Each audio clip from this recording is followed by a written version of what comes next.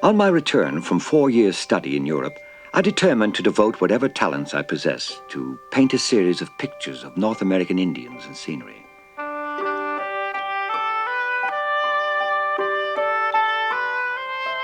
British North America, 1845.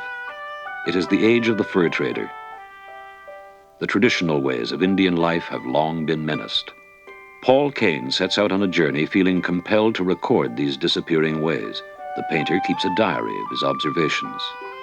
I had been accustomed to see hundreds of Indians about Little York, muddy and dirty. Now the city of Toronto, bursting forth in all its energy and commercial strength.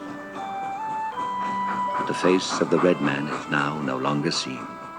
All traces of his footsteps have fast been obliterated from his once favorite haunts. Those who would see the aborigines of this country in their natural state must travel far through the pathless forest to find them.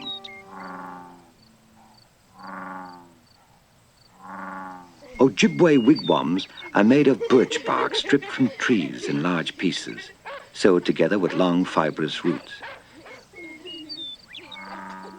Their canoes are also made of birch bark stretched over a very light frame. I bought a canoe and provisions and embarked with a companion. The Indians assemble annually at Manitowoc from all parts of Lakes Huron, Nipissing, and Superior, and from all the neighboring islands. Makosa, Ottawa Chief. Ojibwe, from Michipicoten Island. Assabonish, Principal Ottawa Chief. Shawanosi, Mascanoonge, Obanwayashkum. The Indians subsist chiefly on fish. They have agricultural skill and industry, having cultivated patches of wheat, corn, and potatoes under the able guidance of missionaries. I left for the Sault Ste. Marie on the government steamer, the captain kindly taking my canoe on board. Here I was strongly advised against attempting to penetrate into the interior, except under the auspices of the Hudson's Bay Company, because of the difficulty and danger. I determined to confine my travels to a mere summer campaign. On my way back, I met Mukata, Kokush, Ietoki,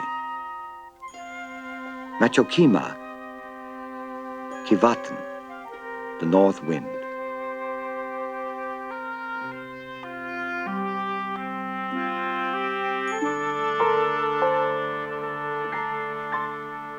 On the Fox River, I saw spearing fish by the light of blazing pine knots and roots in an iron frame. I returned to Toronto by steamer. At Lachine in March, having exhibited the sketches I had made, the governor entered cordially into my plan. He wrote to the company factors. May I introduce an artist on a professional tour? Would you show him hospitality and afford him passage in the company's craft free of charge? At Kakabeka Falls above Lake Superior, Kane joins the voyageur on May 24th, 1846.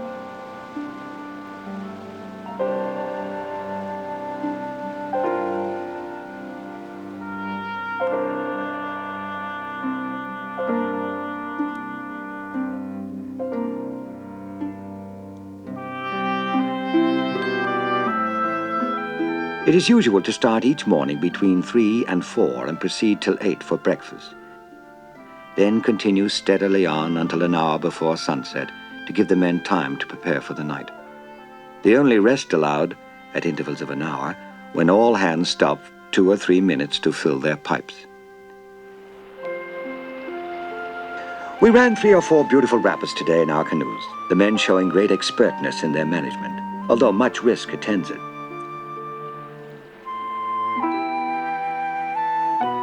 We made about 60 miles down the Winnipeg River, passing 6 portages, all within sight of each other, about 5 miles in length inclusive.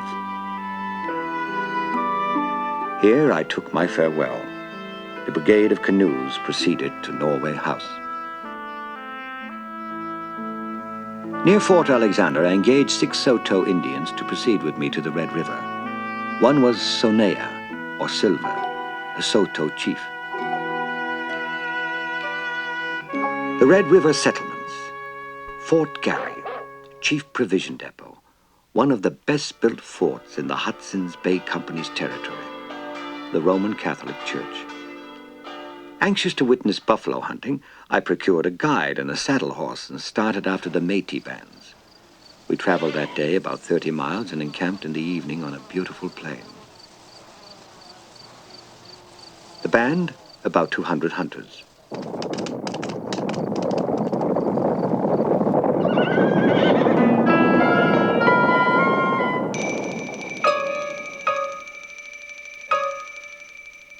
In a company sloop, it took a week to sail from the stone fort to Norway House.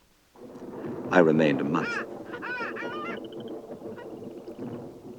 At the encampment, I got out my materials and took a sketch of the York boats, crowding on all sail to escape a thunderstorm rolling fast after them.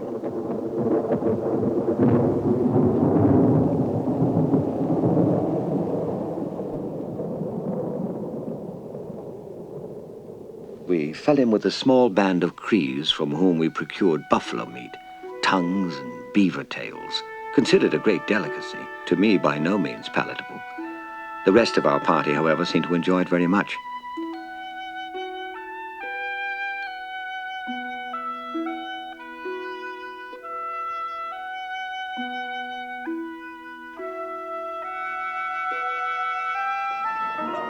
We accompanied a party of hunters proceeding to a buffalo pound about 6 miles off. The enclosure, about 2 acres. A man chants a prayer to the Great Spirit that the buffaloes may be numerous and fat. I made a sketch of as Kush, a Cree brave, and a Cree medicine pipe stem bearer. We saw many Indians, Blackfoot, Bloods, Sarsis, Gros Ventre, and Piegans.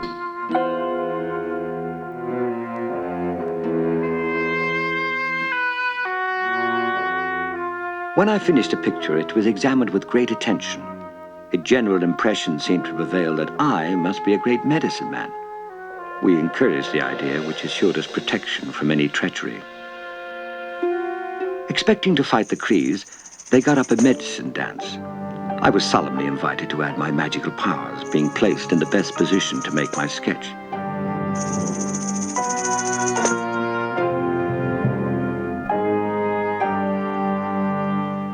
Commencement of Indian summer, that peculiar, soft, warm haziness over the landscape.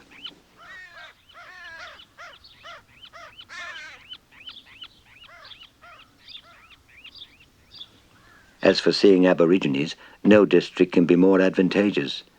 Many great tribes come twice annually to sell buffalo meat. Edmonton has to provision many other districts with pemmican. The employment? Building boats for the trade. I painted a Cree Indian.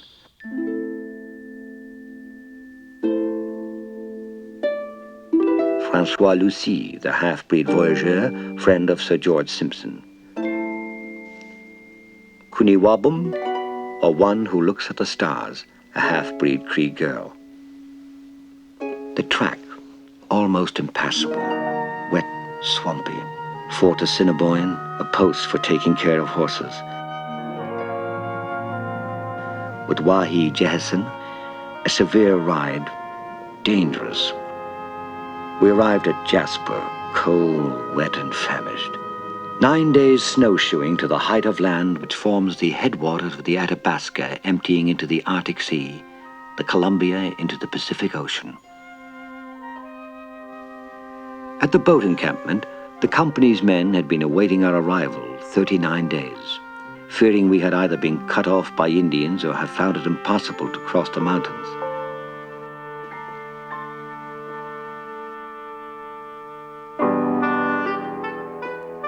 En route for Chaudière, or Kettle Falls, near Colville. Here the salmon commenced their ascent in almost incredible numbers for nearly 2 months, affording a sufficient supply to last a whole year. The principal Qualpe game of chance, played with short spears and bead rings.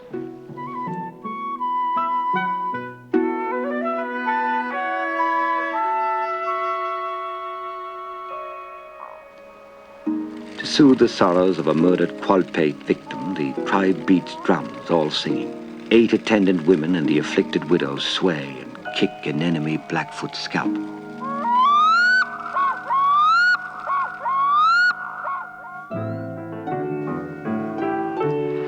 I painted a waterfall no white man had ever seen, and the rocks of the Cayuse girls. Nez Percé Indians at Walla Walla live almost entirely upon salmon throughout the whole year. Chief Pawpaw Mau and Chief Slowacum inhabit an area where the fort is kept up for trading with the interior.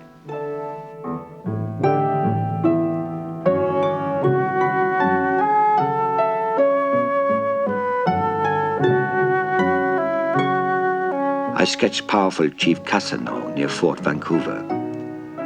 I heard a party of the Clackamas tribe singing. It was particularly sweet and wild, but the ease with which they can procure spirits has dwindled them down to 6 lodges. Mount St. Helens. Collets and Chinooks do not believe in any future state of punishment, but obtain all good from the great high chief to whose happy hunting grounds they will go.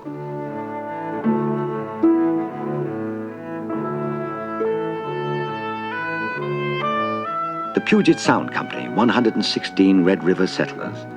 The mild climate adapts it well for grazing, producing wool and meat for Hawaii and Alaska. Crossing Juan de Fuca Straits to Fort Victoria. It is very large and must eventually become the greatest depot for the business of the company. Esquimalt, a village of Klallam Indians, the lodges of cedar, divided into compartments to house 8 or 10 families. The men wear a blanket in winter, dog's hair twisted on a distaff and woven on a loom of their own contrivance.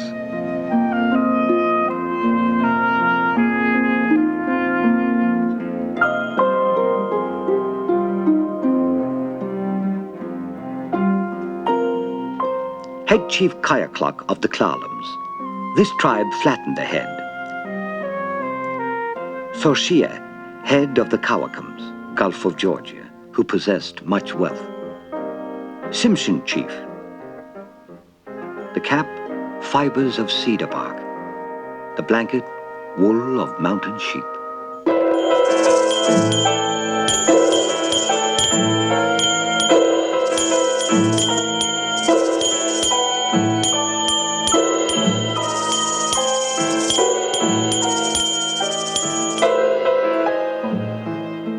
October 1849. 3.5 years after I began, I consider my Indian travels finished. The greatest hardship I had to endure was the difficulty in trying to sleep in a civilized bed. Following a trip of 3.5 years and nearly 9,000 miles, Paul Kane created many canvases from sketches and memory. These are for us unique reminders of the Indian nations of the North America of his time. We are in his debt for his keen observation.